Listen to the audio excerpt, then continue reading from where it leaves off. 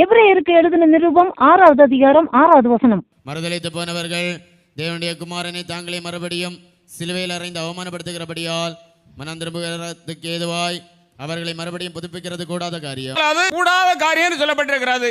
இப்படி பவுல் அப்போஸ்தலர் சொல்ல காரணம் என்ன? தன்மேல் அடிக்கடி பெய்கிற மழையை குடித்து முள்செடிகளையும் முள்பூண்டுகளையும் முளைப்பிக்கிறதால் என்று எழுதுகிறார். ஏனென்றால் அவர் அடிக்கடி பேசியும் கடிந்து கொண்டும் எச்சரித்தும் 2 கொரிந்தியர் 11வது அதிகாரம் 26வது வசனத்தில் எழுதியிருப்பது போல கள்ள சகோதரர்கள், அதாவது பவுல் அப்போஸ்தலரோடு கூட உதவுவது போல இருந்து கொண்டு மற்றவர்களை அவருக்கு கீழ்ப்படிந்து உண்மையாயிருக்க விடாமல் தடுத்ததால் தான் இப்படி கூடாத காரியம் என்று சொன்னார். ஆனால் பாஸ்டர் தான் எல்லாம் பேசி கெடுத்து முடித்துவிட்டு அதிலிருந்து தப்பி பிழைக்க இந்த வசனத்தை பேசி பின்மாறினவர்களை திரும்ப விடாமல் தன்னை நியாயப்படுத்துகிறார். இப்படி இவர்கள் திருந்துவது கூடாத காரியம் என்றால் என்னத்துக்கு இவர் மனம் திரும்பு ரட்சிக்கப்படு என்று பிரசங்கம் பண்ணுகிறார்?